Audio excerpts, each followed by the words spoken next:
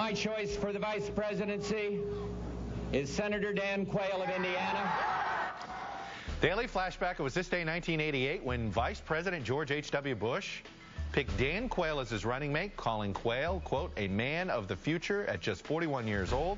Quayle became the first baby boomer ever on a major party presidential ticket. There's a great story that former Reagan White House Chief of Staff tells of alerting Reagan that they're picking the senator from Indiana, and Reagan said, Lugar. Oh, okay.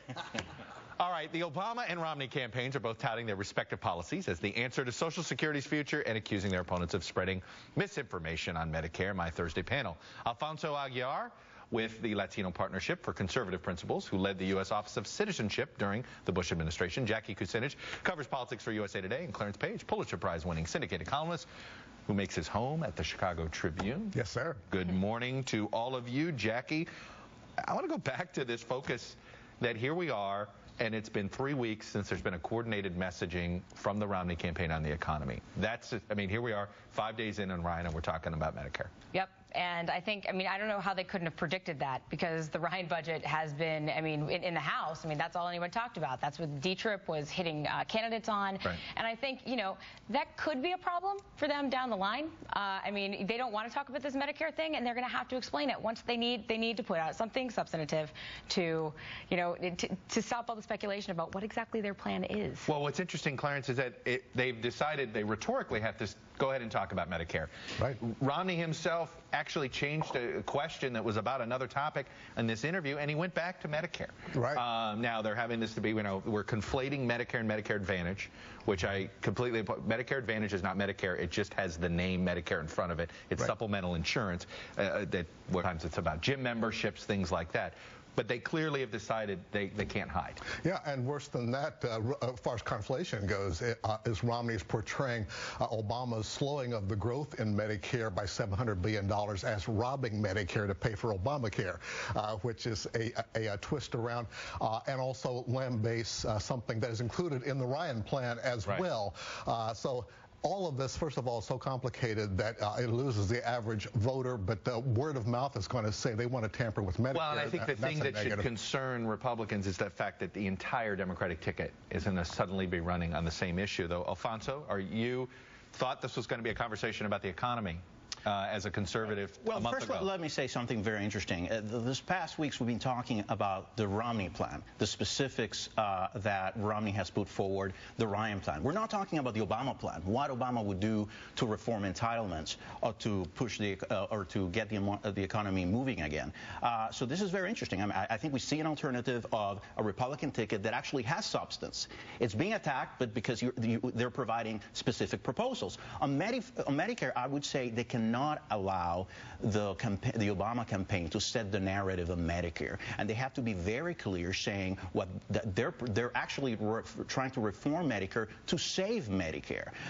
This doesn't apply to seniors. It would be for people that are 55 or under, and I would disagree. I think they do take Obamacare does take money from Medicare to pay for services. It takes money away from service providers. But if you repeal Obamacare, you then end up with Medicare's life. Because of the reforms that were done, the CBO rated it as extending the life of Medicare by another 8 years. So if you repeal it, you get rid of that. What's the alternative? Do they have to provide this alternative now? I think they proposed a series of cuts, but I think to argue that by putting back in over $700 billion into Medicare, that somehow advances the date of insolvency of Medicare is just not true. It makes no sense. Jackie, there was an interview in Fortune magazine, which has sort of gotten lost this week, where Romney did get some specifics on some things we hadn't heard before on places he would cut. Still not talking about the tax code itself, but he talks about ending subsidies for Amtrak, PBS, the National Endowment for the Arts, sort of favorites of conservatives over the year, put states in charge of Medicare, housing vouchers, and food stamps, block grant all of that, and then cut the government workforce by 10%, federal government workforce by 10%. And then he says reduced waste in the military, though he does call for expanding the defense budget. Any of these things troublesome for him or helpful to him? Well, he did say a little bit of this during the primary. Because there was a line, something about my grandkids love big bird, but we don't want to borrow from Sure. China to do that. So this has been out there a little bit. I mean, but again, I don't think any of this will still pay for the tax cuts. This isn't enough to cut. Block granting Medicaid. I mean, that is still that is something. I mean, in many ways, the states do operate it already. Oh, yeah. So how much more of it would it go? It would. What's really going to hurt them politically, though, is when people find out how much of Medicaid pays to keep our elderly grandparents in nursing homes for long-term care. It's about half of it. Most folks don't realize that. They think Medicaid is just for poor people, quote unquote. But it hits the middle class, and Romney needs to get this out there now. This is what makes this. This is all we're having.